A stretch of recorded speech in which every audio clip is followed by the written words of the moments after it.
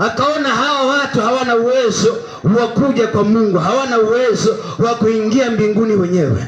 Kwa maisha ambayo wanaishi hawana uwezo wa kujisafisha. Kwa maisha ambayo wanaishi hawana uwezo wa siku wakilala wakaingia mbinguni. Hivyo akaja duniani yeye ili kuja kuwatengenezea wanadamu njia ya wao kwenda kuingia mbinguni.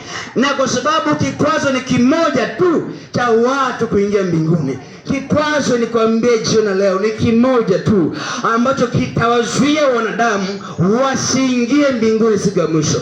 Kikwazo ni kimoja, na kikwazo hicho maandiko yanasema ni dhambi. Amina. Maana dhambi ndio kikwazo kikubwa ambacho kinawafanya wanadamu siku na siku wasiingie na wao mbinguni. Amen. Dhambi inafanya wanadamu hata wakati fulani wasiyafurahie maisha yao. Nafsi itendao dhambi na huzuni nyakati zote.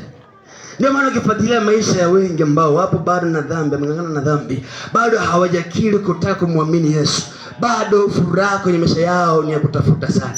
Amina. Ni ya kutafuta sana.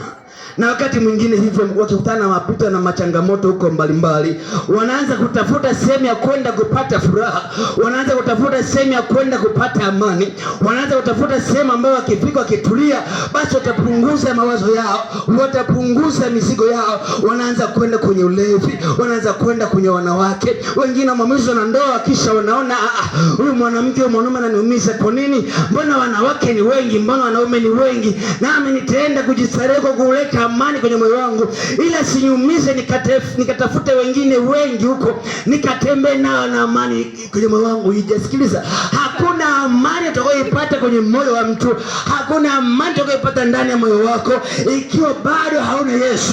Hakuna dhambi ambayo utaifanya kaleta amani kwenye